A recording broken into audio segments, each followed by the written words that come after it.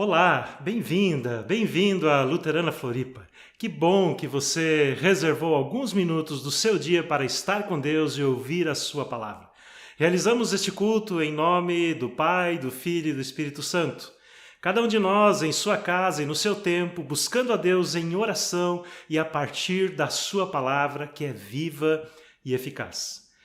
Você já passou por alguma crise em sua família? Uma situação em que você teve dificuldade de achar um caminho ou uma solução? Um desentendimento, um conflito, onde foi difícil chegar a um acordo? Uma enfermidade que de repente desestabilizou você ou sua família? Todos nós passamos por momentos de crises e perdas em nossa família e precisamos de apoio e da direção de Deus para enfrentarmos esses momentos. E é sobre isso que vamos refletir em nosso culto de hoje. Você pode participar desse culto enviando suas perguntas no chat, compartilhando aspectos da sua vida, mas também comentando a mensagem de hoje. Você também pode compartilhar seus motivos de oração.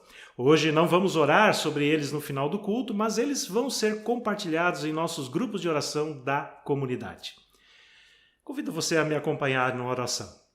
Obrigado, Senhor, por minha família, por tudo que tenho aprendido e vivido com ela e através dela. Já passei por momentos difíceis e outros ainda virão, mas o Senhor tem me fortalecido e me ajudado sempre. As dificuldades têm sido uma oportunidade de crescimento e de perceber o quanto eu preciso, Senhor, da Tua força e do Teu amor para vencer os desafios que se apresentam diante de mim. Não permita que eu fique desanimado, mas me oriente através da Tua palavra para que eu possa passar pelas dificuldades que a vida me traz. No livro de Salmos 27, de 1 a 5, está escrito: O Senhor é a minha luz e a minha salvação. De quem terei medo? O Senhor é a minha forte refúgio. De quem terei medo? Quando homens maus avançarem contra mim para distrair-me, eles, meus inimigos e meus adversários, é que tropeçarão e cairão. Ainda que um exército se acampe contra mim, meu coração não temerá. Ainda que eu declare guerra contra mim mesmo, assim estarei confiante. Uma coisa pedi ao Senhor e é o que eu procuro, que eu possa viver na casa do Senhor todos os dias da minha vida, para contemplar a bondade do Senhor e buscar sua orientação no seu templo. Pois no dia da adversidade ele me guardará protegido em sua habitação. No seu tabernáculo me esconderá e me porá em segurança sobre um rochedo. Vamos orar, confessando os nossos pecados diante de Deus. Senhor, Tu sabes o quanto eu tenho sido indiferente, o quanto eu tenho sido negligente no cuidado com as pessoas da minha família. Tu sabes, Senhor, o quanto às vezes eu tenho me omitido, o quanto eu tenho me escondido, o quanto eu tenho me acovardado diante dos desafios e das dificuldades que se apresentam diante de mim.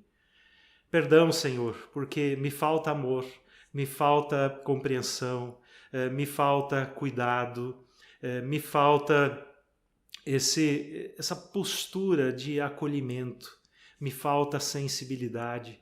Perdão, Senhor, porque muitas vezes tenho falhado no meu papel como marido, como filho, como esposa, como pai, como mãe. Senhor, tem misericórdia de mim. É o que eu peço em nome de Jesus. Amém. Vamos ouvir uma música nos preparando também para a mensagem de hoje.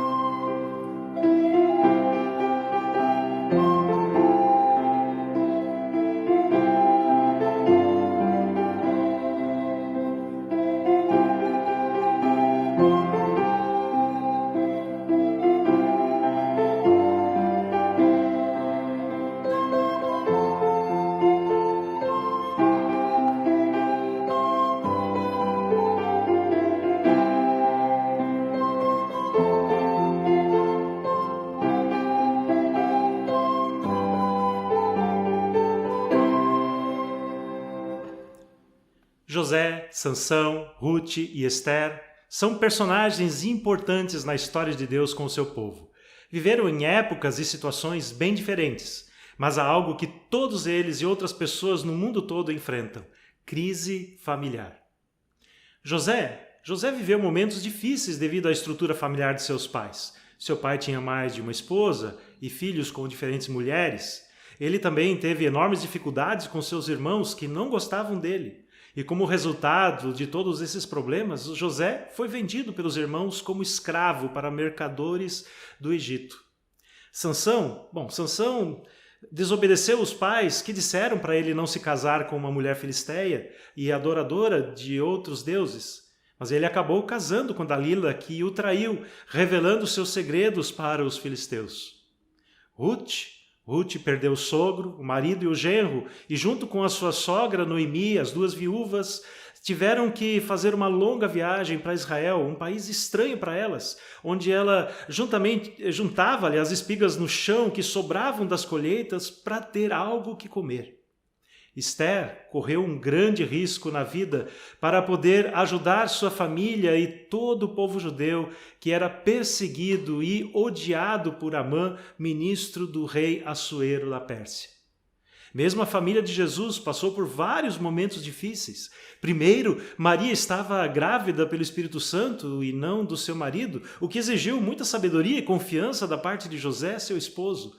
Depois, o seu nascimento se deu em circunstâncias críticas, numa manjedoura. E, finalmente, a perseguição iniciada por Herodes os fez mudar de país e viver como peregrinos no Egito. Por isso, se você tem vivido momentos difíceis em sua família, você está em boa companhia. Por estarmos vivendo uma crise familiar, não significa que tudo está perdido ou que o mundo vai acabar. Tudo depende de como nós enfrentamos e reagimos diante das crises. Mas o que é uma crise? Uma crise, ela se estabelece quando uma pessoa ou uma família entende que uma situação perturba significativamente, a sua vida, e ela não tem habilidade de resolver essa perturbação com os recursos que estão ao seu alcance. O que causa uma crise pode ser um acontecimento, ou uma situação, ou um estímulo inesperado, a morte, a perda de trabalho, traição. Mas o que para uns gera crise, para outros a situação não é necessariamente um problema. Mas existe uma relação causa-efeito entre acontecimento que parece originar a crise e a crise em si mesma? Algumas dificuldades que podem levar à crise são situação financeira, desajustes de comunicação, desajuste sexual entre o casal, mudanças, doenças, consumo de drogas e álcool e assim por diante. Mas nem sempre a crise ela tem essa relação, ela chega aos poucos. Às vezes ela chega de surpresa e nos coloca em grandes dificuldades. Por exemplo, de repente um membro da família fica desempregado e não consegue outro emprego. Ou algum membro da família vem a falecer de forma súbita. Mas crises, de forma nenhuma, representam enfermidades ou patologia, mas são parte da experiência de todo ser humano. São, antes de qualquer coisa, a forma normal de as pessoas e famílias reagirem diante das ameaças internas ou externas sobre as quais eles não têm controle. Toda crise, no entanto, representa tanto uma oportunidade como um perigo. Como oportunidade, ela pode ajudar a pessoa ou a família a crescer, inclusive em meio ao sofrimento. Agora, representa um perigo quando não se processa a dor, quando a pessoa perde a confiança em si mesma e quando se isola e fica paralisada diante da vida. Basicamente, são 4 as formas de enfrentar uma crise familiar. Alguns agem como oportunista, tirando vantagem do sofrimento do outro. Por exemplo, o filho que aproveita para tirar mais dinheiro dos pais quando eles estão numa crise conjugal, então ele se aproveita dessa situação. Ou o cônjuge que chantageia o outro para conseguir aquilo que deseja quando a relação não está bem. Tem aqueles que agem também como vítima. Por exemplo, eu sou a razão de todos os problemas. Coitadinho de mim. Mas essa postura apenas aumenta a crise na medida em que as outras pessoas da família precisam se mobilizar para cuidar da vítima e não do problema. Tem aqueles que são indiferentes, mais ou menos como um avestruz que enterra a cabeça na areia para não ver o perigo que se aproxima. Faz de conta que nada está acontecendo. Mas há também aqueles que procuram cooperar, né, na solução dos problemas. Todos podem ajudar.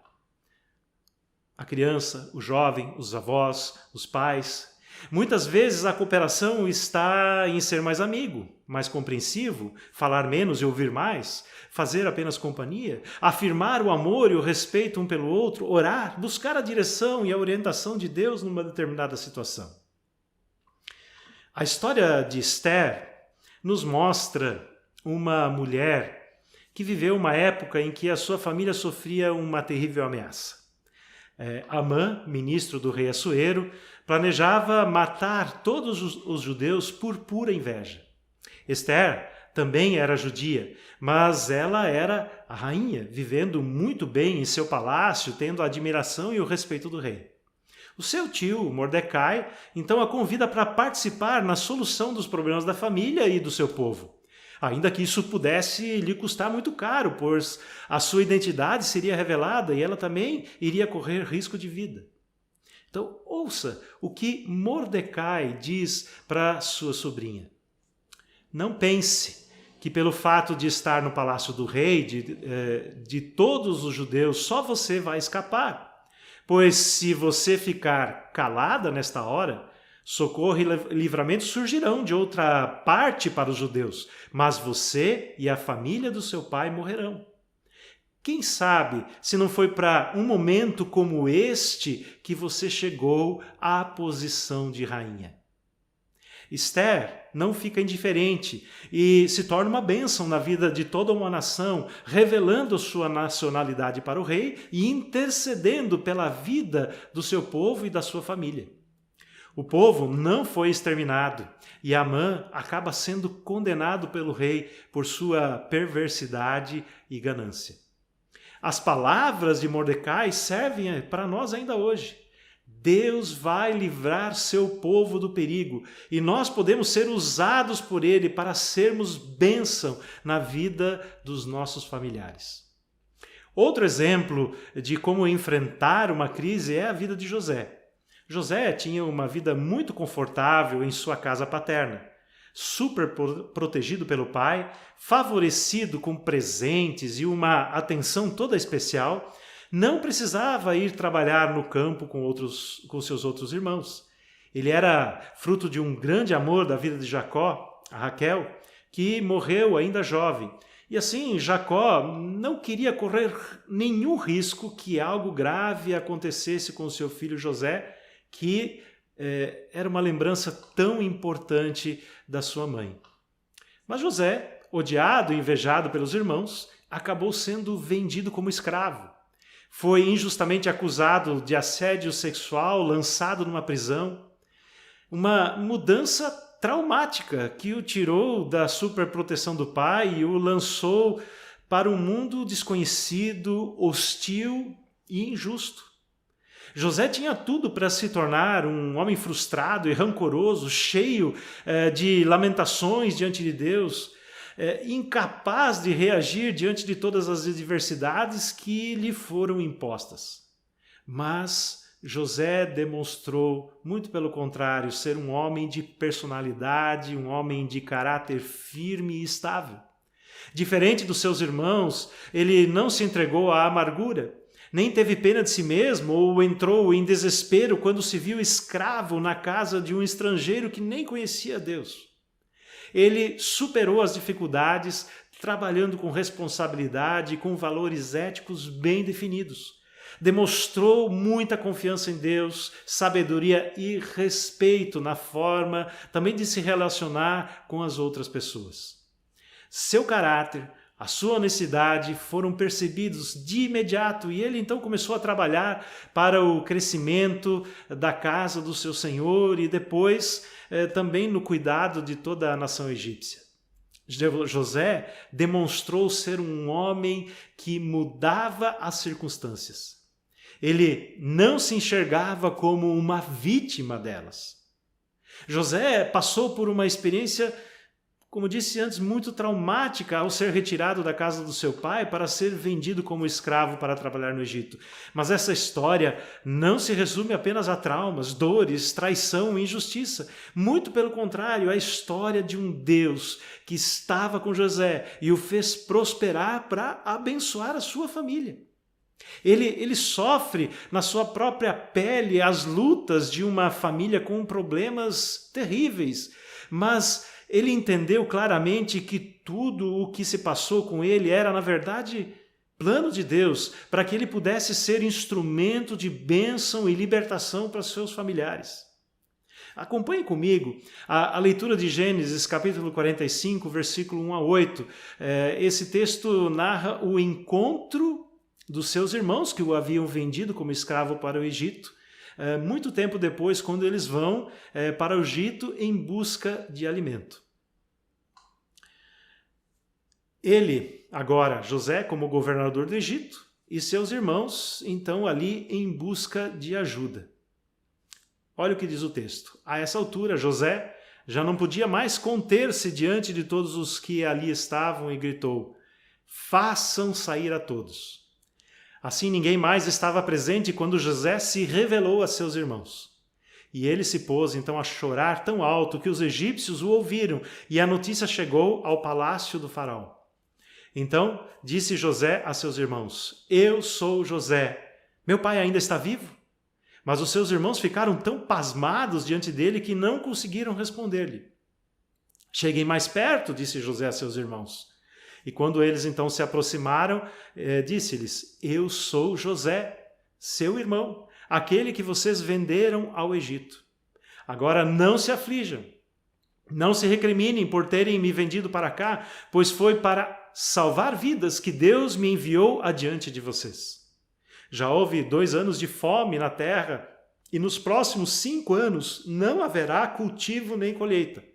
Mas Deus me enviou à frente de vocês para lhes preservar um remanescente nesta terra e para salvar-lhes as vidas com um grande livramento.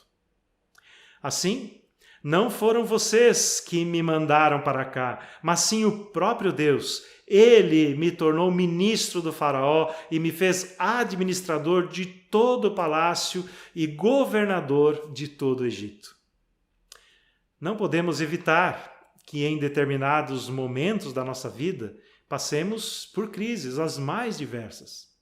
Mas com a atitude correta nós podemos superá-las e fazer delas uma oportunidade para ajudar as pessoas da nossa família ou mesmo para crescermos em nossa maturidade e no nosso relacionamento com Deus. Lembre-se que Deus está com você. Busque ajuda na palavra de Deus. Busque apoio com outras pessoas cristãs que possam te orientar nos momentos difíceis da sua vida. Não se isole em suas crises, sejam elas crises familiares ou pessoais. Não se envergonhe. Não seja orgulhoso, orgulhosa. Todos nós passamos por momentos de dificuldade, mas Deus sempre há de nos amparar e guiar por esses caminhos de dor e desilusão. Convido para você orar comigo. Senhor, obrigado. Obrigado porque posso contar com a sua presença, com o seu cuidado, com a sua força, com a sua direção nos momentos difíceis da minha vida. Obrigado, Senhor, porque muitas vezes o Senhor já me encorajou, o Senhor já me fortaleceu.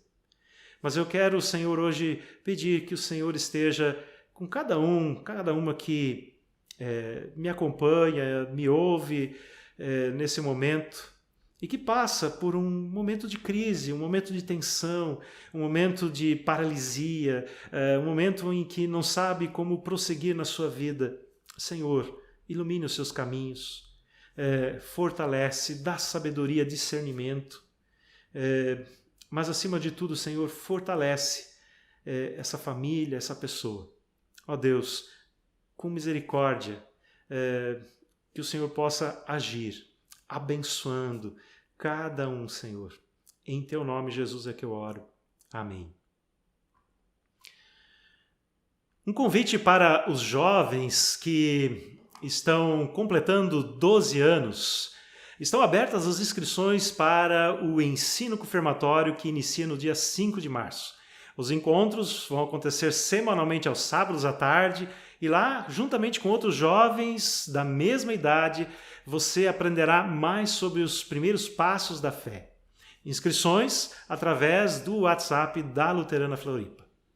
Outro aviso que quero compartilhar com vocês é sobre as ações do Pão e Vida. Convidar para que você possa participar ativamente dessas ações.